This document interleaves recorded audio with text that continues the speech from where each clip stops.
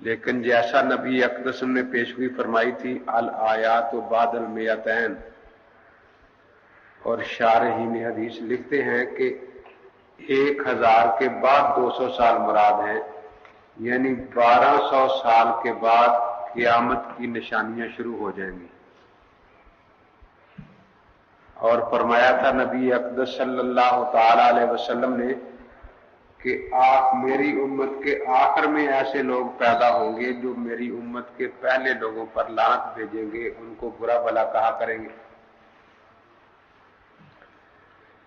چنانچہ 1200 سال تک اہل سنت والجماعت نے نبی اقدس صلی اللہ تعالی علیہ وسلم کی تعلیمات کی حفاظت کی، دنیا میں پھیلایا، ہزاروں نہیں لاکھوں کافروں کو مسلمان کیا، اور اسلامی قانون جو تھا وہ اس کو دنیا میں جاری فرمایا، جو فقہ حنفی کی شکل میں تھا۔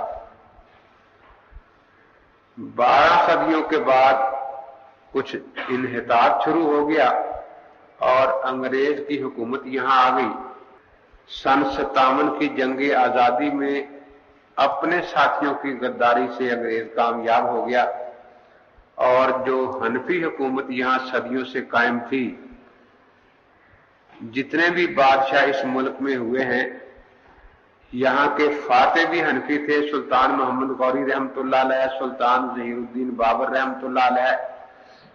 اس کے بعد جتنے بھی بادشاہ یہاں ہوئے، خواہ وہ خاندان غلامہ سے تعلق رکھتے تھے، یا خاندان غوری سے تعلق رکھتے تھے، یا خاندان مغلیہ سے تعلق رکھتے تھے، یا خاندان لودھی، یا خاندان تغلق، یا خاندان سادات، یہ سارے کے سارے اہل سنت والجماعت حنفی مسلک سے تعلق رکھتے تھے، سوائے ایک اکبر کے، وہ جاہل تھا، غیر مقلد تھا، بے دین تھا۔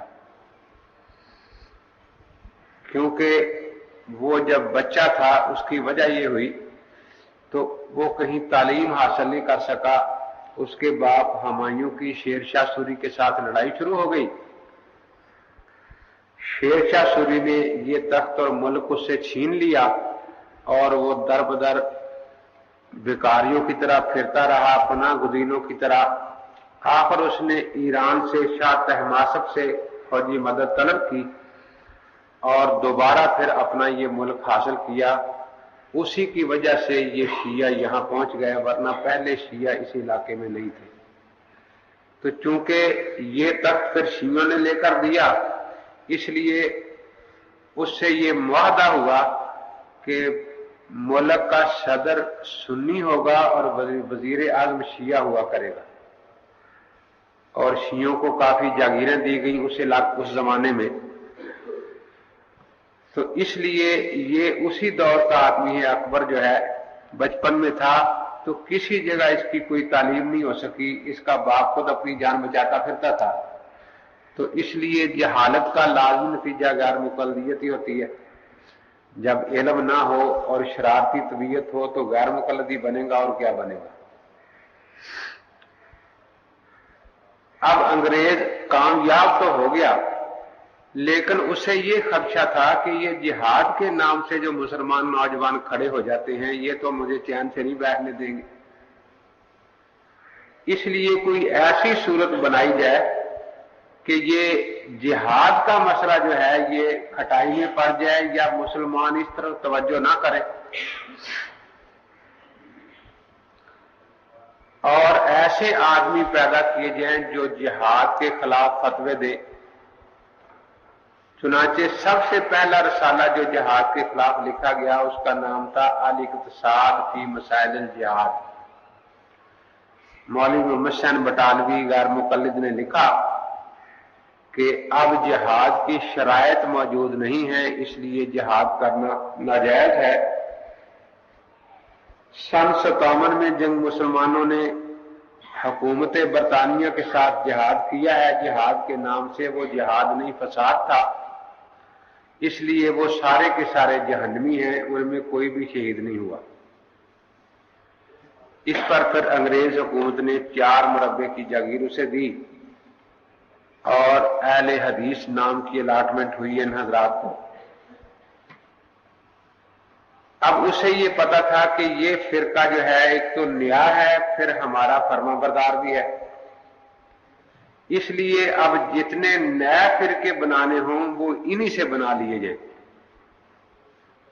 اہل سنت والجماعت نے قانون اسلامی کو دنیا میں نافذ رکھا تھا، تو قانون اسلامی جس کا دوسرا نام فقہ اسلامی ہوتا ہے اس کا انکار کیا تو غیر مقلدین نے۔ 60,000 کتابیں 22 سال میں چھوٹے رسالے اور کتابیں اخبار انہوں نے فقہ حنفی کے خلاف لکھے، جن کی فہرست خود انہوں نے لکھی ہے کہ ہم نے 60,000 سے زیادہ کتابیں لکھی۔ میں ان سے یہی پوچھا کرتا ہوں کہ یہاں تو آپ نے 60,000 رسالے لکھ دیے، لیکن کیا انگریز کے قانون کے خلاف ایک صفحہ بھی کہیں لکھا؟ وہ جو قانون ہے اس میں کوئی غلطی نہیں تھی، ساری غلطیاں فقہ حنفی میں رہ گئی تھی۔ اب تمام اہل سنت والجماعت تعلیمات نبوت کے امین رہے، سنت کی حفاظت کی، لیکن اس کا انکار کرنے کے لیے بھی آدمی پھر غیر مقلدین سے ہی تلاش کیا گیا، جس کا نام عبداللہ چکڑالوی تھا۔ پہلے اس کا نام غلام نبی تھا، پھر جب وہ غیر مقلد ہوا پھر اس نے اپنا نام عبداللہ رکھا، اور کچھ عرصہ وہ چینیاں والی مسجد لاہور میں غیر مقلدوں کا امام مسجد رہا۔ اس کے بعد اس نے حدیث کے ماننے سے بھی انکار کر دیا اور اپنا نام اہل ذکر والقرآن رکھ لیا اور ایک چھوٹی سی پارٹی بنا لی۔ تو سنت کا انکار کرنے کے لیے بھی آدمی غیر مقلدین سے ملا، کرامات اور معجزات کا انکار کرنے کے لیے بھی غیر مقلدوں سے سر سید احمد نیچری کو درآمد کر لیا گیا، لیکن اتنے اختلاف سے ابھی انگریز کا کام پورا نہیں ہو رہا تھا۔ وہ یہ چاہتا تھا کہ یہ جہاد کا مسئلہ کسی طرح ختم ہو جائے، اسے جہاد سے تکلیف تھی اور کسی کام سے تکلیف نہیں تھی۔ چنانچہ اس نے مستشرقین سے، جو ان کے عیسائی علماء ہوتے ہیں، ان سے بھی اور غیر مقلدین سے اس بارے میں مشورہ لیا کہ کیا یہ جہاد کبھی ختم بھی اسلام میں ہوگا یا نہیں۔ انہوں نے بتایا کہ عیسیٰ علیہ السلام کے آخری زمانے میں جہاد ختم ہو جائے گا، کیونکہ سارے مسلمان ہوں گے، کوئی کافر رہے گا ہی نہیں۔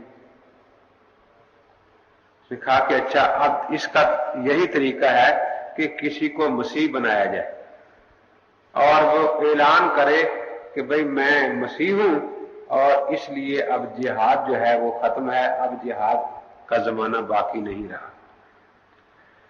چنانچہ غیر مقلدوں میں سے ہی ایک آدمی مرزا غلام احمد قادیانی اس مقصد کے لیے چن لیا گیا۔ مرزا قادیانی کی دوسری بیوی جو تھی، پہلی بیوی حرمت بیوی تھی، وہ تو اس کی برادری اور خاندان سے تھی۔ دوسری بیوی جس کا نام نصرت بیگم تھا، یہ غیر مقلد ناصر نواب کی لڑکی تھی۔ یہ نکاح بھی میاں نذیر حسین نے پڑھا تھا، اور 5 روپے نکاح کی فیس بھی اس زمانے میں ادا کی گئی تھی۔ عجیب بات یہ ہے کہ اس شادی میں نہ مرزا قادیانی کی برادری شریک ہوئی اور نہ ناصر نواب کی برادری شریک ہوئی۔ مرزا قادیانی کی برات کے ساتھ 5 ہی آدمی گئے، جو 5 ہندو تھے، لالا شرمپت رائے وغیرہ۔ کوئی اپنی برادری کا آدمی دہلی نہیں گیا، اور ناصر نواب سے بھی ساری اس کی برادری ناراض تھی کہ یہ جھوٹے دعوے نبوت کے کر رہا ہے، تو اس کو لڑکی دے رہا ہے۔ وہ کہتا تھا نہیں، رفع جان تو کر لیتے ہیں نا، اس لیے لڑکی دے رہا ہے۔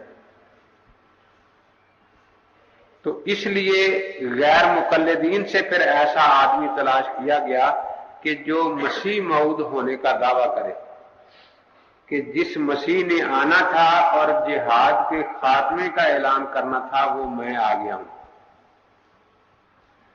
چنانچہ در سمین میں اس کی نظم ہی یہی ہے، لوگوں کو بتاؤ کہ یہ وقت مسیح ہے، جنگ اور جہاد اب حرام اور کبھی ہے۔